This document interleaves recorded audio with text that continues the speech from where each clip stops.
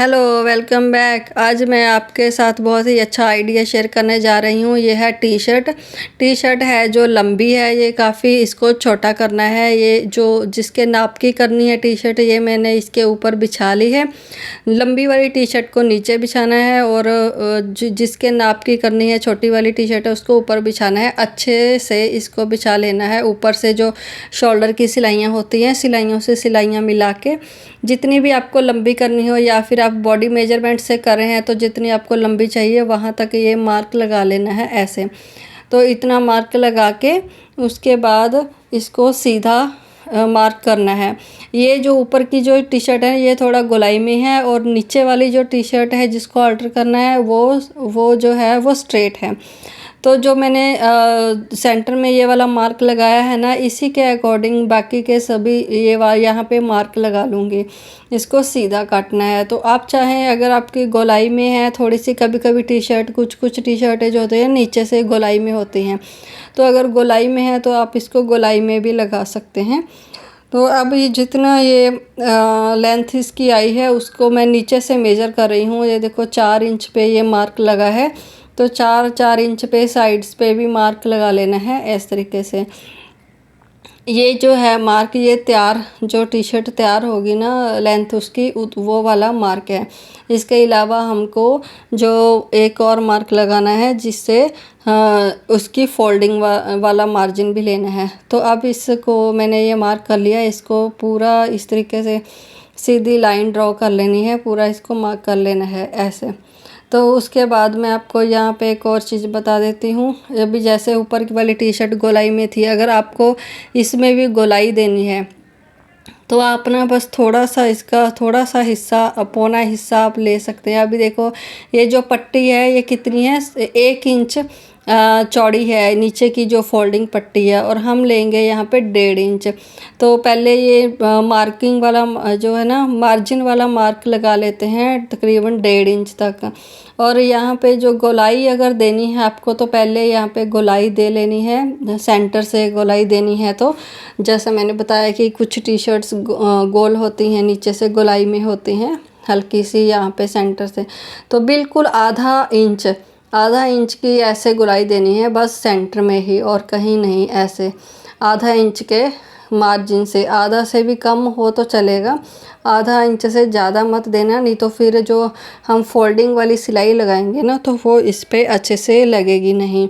तो एक ये कपड़ा जो होता है वो होजरी का होता है। होजरी मंज जो एक होता है ना स्ट्रेचेबल कपड़ा होता है, टी शर्ट का कपड़ा आपको पता है अलग सा ही होता है, तो उस पर थोड़ा सा सिलाई लगानी मुश्किल होती है। तो आपको मैं इस पर सिलाई लगा के भी बताऊंगी। तो बिल्कुल थोड़ा सा ऐसे गोल कर सकते हैं। अब यहाँ पे जो गोल किया है ना उसी के हिसाब से 1.5 इंच का नीचे मार्क लगा के उतना मार्जिन हमको नीचे से बढ़ाना होगा सभी साइड से।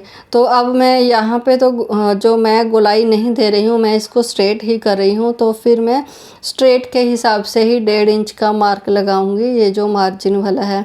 तो इस मार्क को भी इस तरीके से सीधा कर लेना है, सीधे इस पे जो सीधा मार्क है वो लगा लेना है।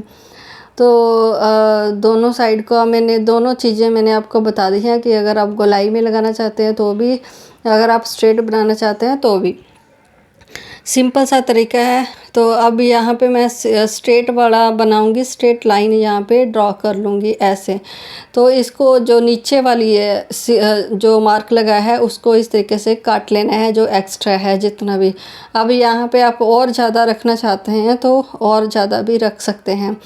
तो 1.5 इंच वैसे काफ़ी होता है। तो वो जो ऊपर का मार्क है जितना हमको फोल्ड करना है उसके हिसाब से नीचे वाले पल्ले को भी इस तरीके से मार्क लगा लेने हैं। तो इसको पूरा यहाँ से लेके एंड तक इसको भी मार्क लगा लेने हैं। अब यहाँ पे ऐसे मार्क लगाना है, अगर आपने गोलाई दी है तो गोलाई वाले मार्क से मार्क लगाना है, अगर आप स्ट्रेट रख रहे हैं तो स्ट्रेट लगाना है।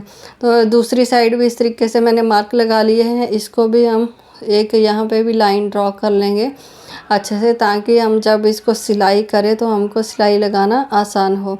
उसके बाद अब इसको आधा इंच मैंने अंदर की फोल्डिंग के लिए लिया था, 1 इंच की इसकी चौड़ाई पट्टी ली थी। जैसे मैंने काटने से पहले मेजर किया था ना, 1 इंच की पट्टी चौड़ाई पट्टी लेनी है और 1.5 इंच के हिसाब से मैंने कट किया था। अब देखो इस पे ना 2 सिलाइयाँ लगी हुई हैं, जो ये अलग मशीन होती है, तो मैं भी इस पे 2 सिलाइयाँ लगा के आपको बिल्कुल रेडीमेड सिलाई जैसा ही आपको दिखाऊंगी।